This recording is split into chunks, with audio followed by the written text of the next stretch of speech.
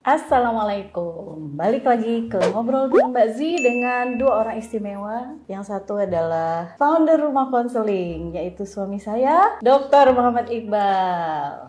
Dan di sebelah saya adalah seorang psikolog klinis yang juga orang penting di rumah konseling dan di balik buku-buku kami, seri-seri psikologi pernikahan, pasangan, psikologi konflik, yaitu adalah Mbak Mutiara. Halo.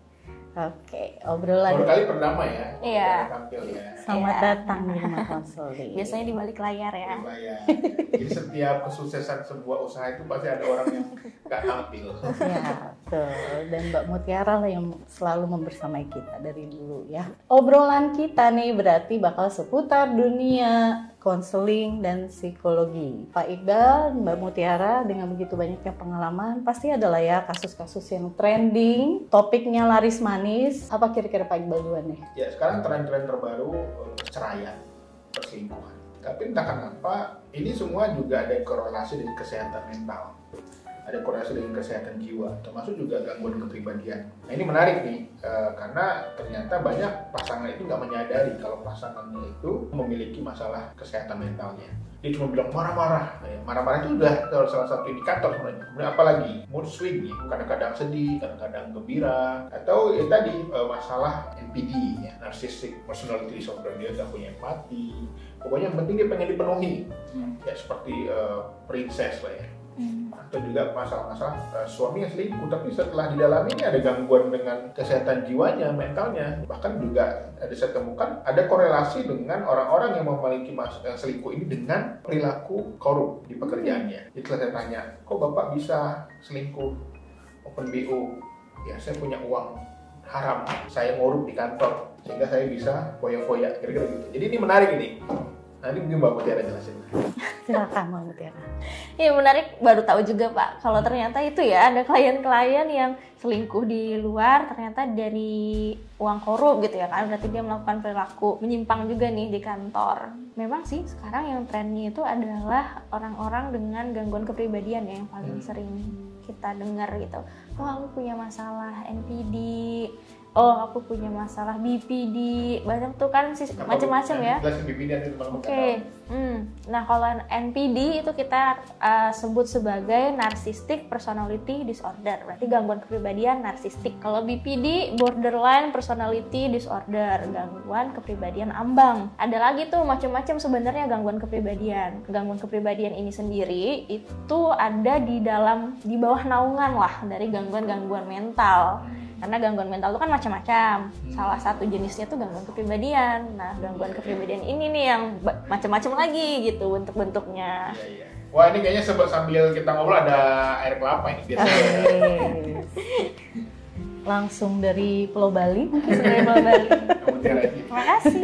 Oke, lanjut lagi. Seru ya, ada kelapanya. Iya gitu Pak, jadi ya memang salah satu dari penyebab orang kenapa berperilaku bermasalah bisa-bisa aja tuh karena gangguan kepribadiannya. Kan gangguan kepribadian juga ada gejala perilaku bermasalahnya ya, nah salah satunya juga di situ. Dan itu memang sulit disembuhkan. Betul, namanya juga ada kepribadian kan, berarti kan dia udah terbentuk dari lama sampai dia solid nih jadi kepribadiannya dia. Ya kepribadian itu kan sulit dirubah, tapi yang biasanya ditawarkan nih di terapi psikologi itu adalah membantu dia mengontrol hal-hal yang menyimpang ini. Jadi kita kasih cara lah gitu. Tapi apakah dia berubah jadi tidak narsistik lagi ya? Enggak. Makanya saya sering sekali ketika mengetahui seperti itu kondisi klien, maka nggak ada cara lain kalau dia mau diintervensi, diterapi. Tapi ada juga yang mungkin ya akhirnya memaksa pasangan untuk berdamai dengan segala kelakuan perilaku pasangannya. Ya udah mau gimana lagi, ini pilihan gitu loh. Iya. Tapi ada yang memilih berpisah karena memang nggak kuat. Yang dia itu pokoknya selalu ingin didahulukan, dia ingin keinginannya selalu dipenuhi tanpa ada empati dengan pasangannya. Padahal pasangan itu nggak punya uang, dia harus ngutang demi keinginan pasangannya. Dia pasangannya itu harus punya orang tua yang harus diurus, dia nggak mau peduli. Pokoknya dia harus diutamakan bebannya orang tuanya. Dan banyak lagi yang memang ini juga saya kira pola asuh sangat penting ya, Mutiara.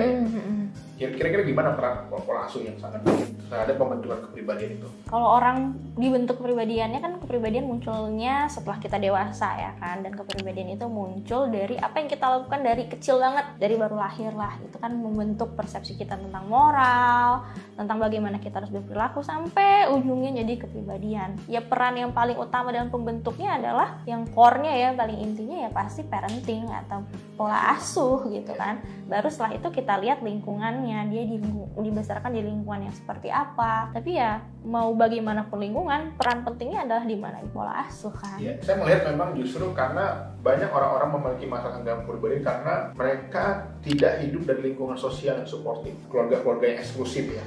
Yang mereka ini hanya tahu hanya keluarga inti doang. Mereka tidak dikenalkan dengan keluarga besar. Gimana cerita yang Afrika? Jadi ada sebuah kata bijak dalam budaya Afrika, yaitu it takes a village to raise a child. Butuh orang sekampung untuk membesarkan seorang anak. Jadi karena mereka core value-nya adalah kekeluargaan, berkelompok gitu ya. Anaknya siapa juga dianggap sebagai anak dia sendiri. Jadinya semuanya bekerja sama gitu dalam pendidik anak gitu. Beda dengan kondisi orang modern sekarang ya, yang cenderung individualis gitu. Masalah kepribadian ini karena eksklusif, kemudian dia tidak memiliki pembanding ya, melihat dengan kalau kita kan ada kenal tante, paman, om, kakek, nenek gitu ya. Ada keluarga-keluarga kecil sekarang milenial ini mereka maunya tuh keluarga inti mereka doang. Ayah, ibu, anak dikekepin terus. Baru dia harus diprotek dari segala macam perilaku-perilaku yang jangan main sama anak kampung. Padahal dia lupa dia orang kampung juga dulunya ya kan. Pokoknya dia tuh eksklusif. Padahal dia nggak kayak amat juga gitu. Cuma karena OKB kali ya. Jadi dia tuh merasa pokoknya semuanya itu harus spesial, anaknya harus spesial, keluarga dia harus spesial. Sampai mereka mungkin dimusuhi keluarga besarnya gitu. Karena dia nggak mau mengenalkan pasangannya, anaknya kepada neneknya. Bahkan banyak juga orang tua sekarang yang menangis datang ke kita karena susah sekali untuk bertemu cucunya karena menganggap ibunya mau ikut campur urusan keluarganya. Jadi ini menarik maksudnya. Padahal kan Indonesia ini kan tagline-nya adalah Pancasila yang itu adalah kekeluargaan. Harusnya memang kita perlu mengubah paradigma kita tentang pengasuhan anak. Bahwa pengasuhan itu udah harus dari kita sendiri. Kalau kami di orang Minang tuh dari tokoh adatnya ada paman ya yang sangat bertanggung jawab kepada keponakan, ada tante, ada sepupu ya. Yang itu membuat mereka lebih kuat karena kayak kemarin ketika pandemi, masya Allah banyak sekali anak-anak yatim, bukan karena mereka nggak punya keluarga, cuma karena mereka tidak mau mendekat dengan keluarga. Dan anak-anaknya itu nggak kenal sama keluarga. Saya tanya, kamu yatim ya pandemi pak ya, kamu nggak punya yang bantu sekolah? Saya nggak kenal om saya pak, nggak pernah ketemu. Karena kami tinggal jauh, nggak pernah dikenalin juga.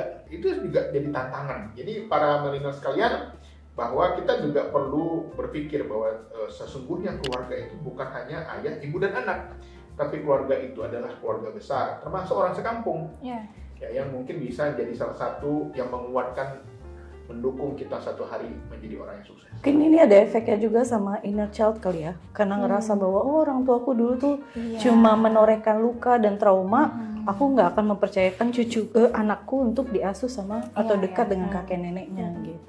Iya, saya juga menemukan gitu sih Mbak Zizi ya.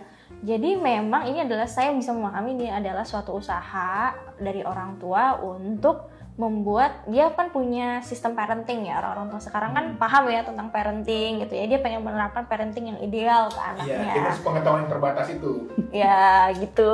Terus jadinya pengen ya udah anaknya diasuh dengan caranya mereka, sementara kan di luar itu tidak sesuatu yang tidak bisa dikontrol ya kan, bagaimana tante, om, kakek nenek memperlakukan anaknya. Dia pengen steril anaknya ya? Iya, dia pengen steril, tapi mungkin akhirnya ini kan sesuatu yang bagus, tapi yang dilupakan tuh adalah di dalam parenting tuh adalah bagaimana anak membuat problem solving.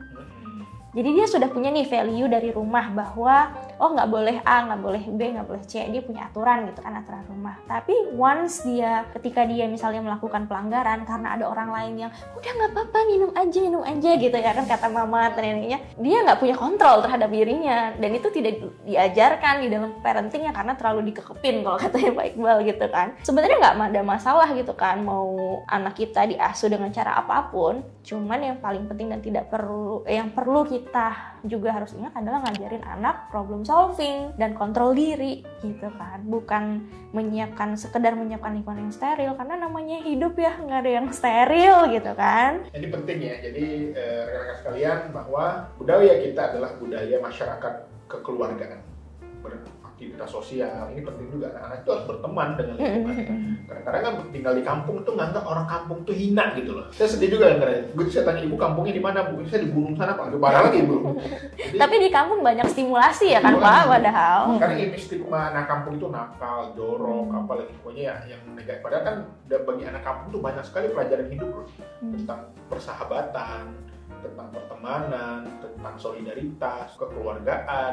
Ya pakai anak saya tuh main sama anak kampung, dia biarin aja, dia hitam, kena panas, ngejar layangan.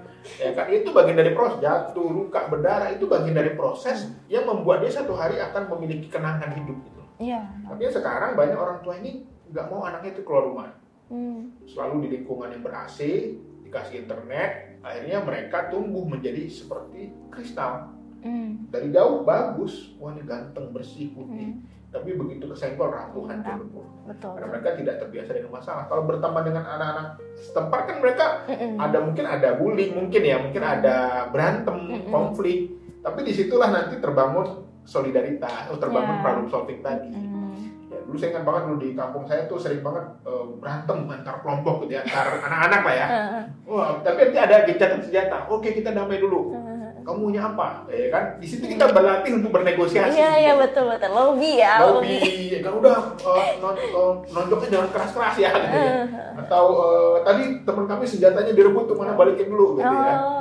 Jadi ada semacam dinamika kelompok. Iya, betul. Yang itu membuat anak-anak itu jadi matang gitu, teman. Tapi sekarang anak-anak ini steril, ya orang tua hanya berorientasi pokoknya lulus sekolah favorit, perguruan tinggi favorit, tapi tidak melihat bagaimana empatinya kepada masyarakat. Oke, cukup dulu kayaknya.